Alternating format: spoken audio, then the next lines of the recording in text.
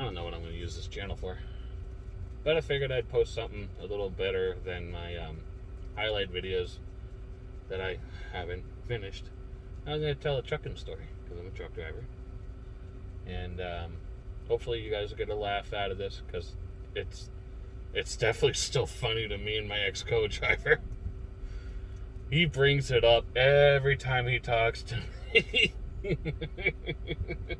you remember that time? Yes, I remember.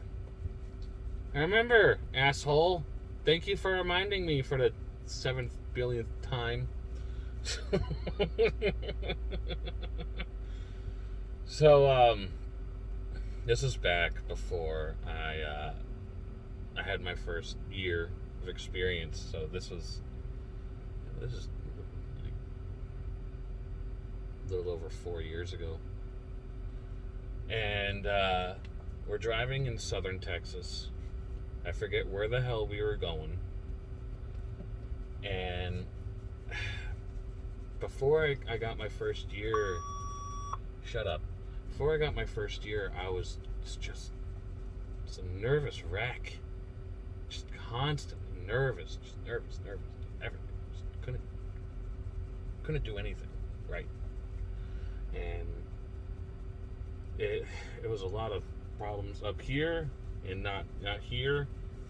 It's a whole mess of issues. So I'm going down the interstate and I keep seeing these signs just everywhere. This interstate's closed. This many miles, X amount of miles. He's up doing something. I forget what he was doing. He was either on the phone with someone, got in an argument with someone over the phone, or he's just up. I have no idea. So he's up, and I kind of tell him, I said, hey man, this interstate's going to be closed, and I don't know what to do, and blah, blah, blah. And he goes, just keep going. Don't get off the interstate. Don't do anything. I keep seeing these signs, detours, detour. I'm just like, nope, I'm going to try to take the detour. So I jump off the interstate. I start trying to take the detour. And, well, that was a really stupid mistake because when I jumped off the interstate to try to take the detour,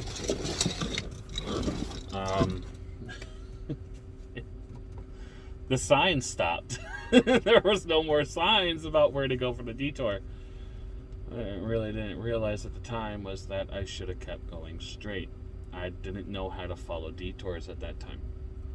So then I tried to do it myself. Tried to get around whatever. I can't even remember. Like, at the time, I couldn't even remember what exit the detour was done. Or the interstate was closed. So with no information, and me just being a dumbass rookie, I tried doing it myself, and the GPS keeps trying to reroute me, trying to get me back on the same interstate. And I'm trying not to listen to it. So I end up on this road, and I'm denying the GPS. It's like, turn here. Nah, I'm going to keep going. Turn here. No. And I'm going to keep going. I'm going to keep going straight. And at this point, partner's sitting next to me now. And we're coming up. We're in southern Texas. We're coming up, and it looks like toll booths. I'm like, oh, look, I found toll booths. We can ask for directions. Partner's sitting next to me, and he goes, dude, those aren't toll booths. It's the end of this country.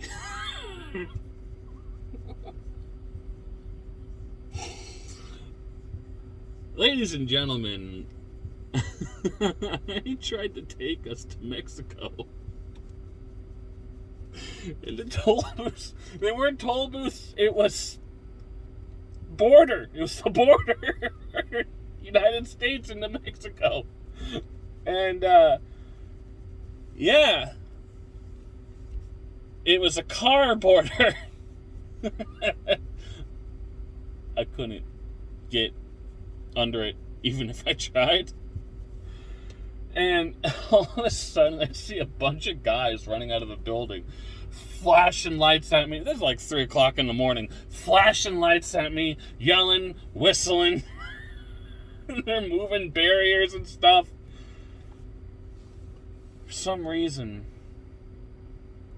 it wasn't the American Border Patrol. It was Mexico's Border Patrol on the American side. I don't know what was going on. Whatever. I think it was.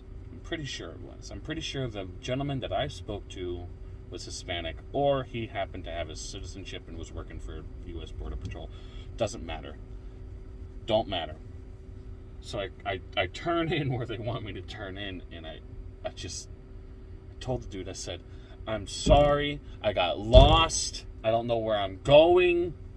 There's a detour on this interstate, and I'm trying to get around it, and I screwed up, and I ended up here, and I apologize. The guy goes, no worries. Do this, take this, take this, take this, take this, take this, take this. And then he sent me on my way. I waved by, they waved, and I left. And I immediately fucking forgot his instructions as soon as I left. And I tell my partner that I forgot his instructions. And the guy goes, my fucking co-driver, he goes, doesn't matter.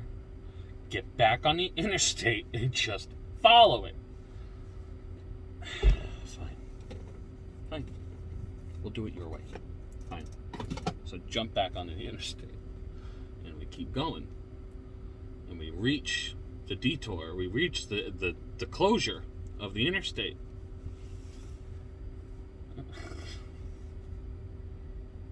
It gets worse. It just keeps getting worse.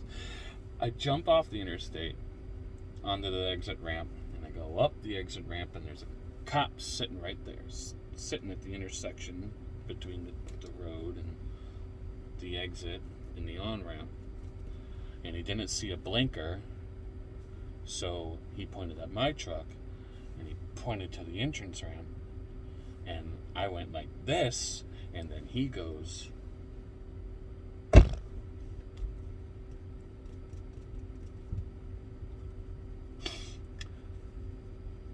they were working on the road underneath the overpass. Only. This was 3 o'clock in the morning. So those detours was to alleviate traffic from being able to use the overpass to go straight through it, because if there's not an officer there, you can't go straight through. You have to have permission from an authority. So it was to alleviate a lot of traffic for the people that were taking the detours, so that there wasn't so many people just trying to jump over.